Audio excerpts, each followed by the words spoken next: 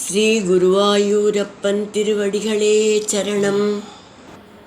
இன்னைக்கு இந்த தசகத்தோட 3வது ஸ்லோகத்தை பார்க்கலாம்.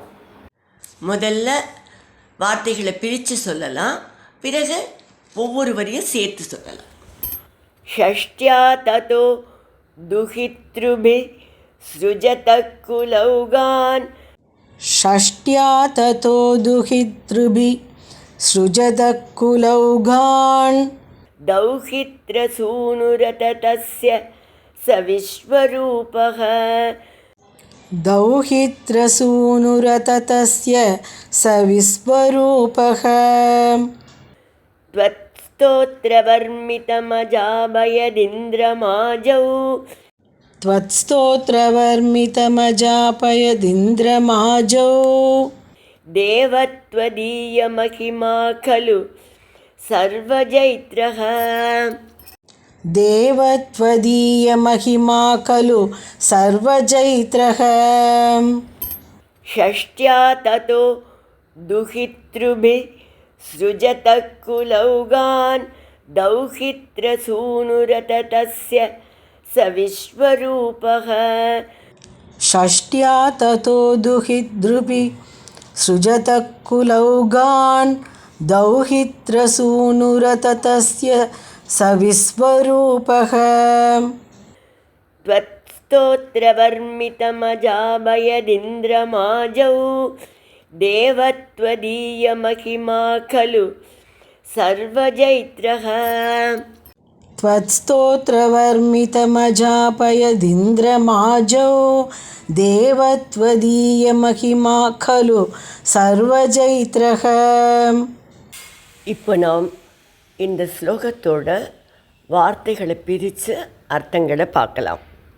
அத ததக, அதன் பிறகு, சஷ்டியா துஹித்ருபிகி, 60 புதல்விகள் அவர்கள் மூலமாக, குலௌகான் வம்ச பரம்பரையை, ஸ்ருஜதக தஸ்ய தக்ஷன் இந்த புதல்விகள் மூலமாக தன்னுடைய வம்ச பரம்பரையை பெருக்கிய போது, தௌஹித்ர சூனுகு மகள் வழிப்பேரனோட மகனான விஸ்வரூபக விஸ்வரூபன் என்பவர், த்வத் ஸ்தோத்திர நாராயண கவச்சம் என்கின்ற உங்களுடைய துதியை வர்மிதம் கவச்சமாக கொடுத்து, இந்திரம் இந்திரனை, ஆஜவ் தேவாசுர யுத்தத்தில், அஜாபயத்து வெற்றி பெறச் செய்தார்.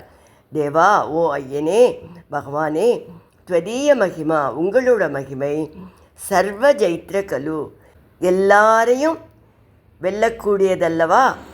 இப்போ இந்த ஸ்லோகத்தை முழுவதுமாக பாராயணம் பண்ணி இதோட முழு அர்த்தத்தையும் பார்க்கலாம்.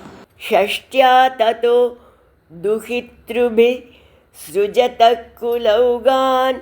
दौहित्रसूनुरततस्य स विश्वरूपः.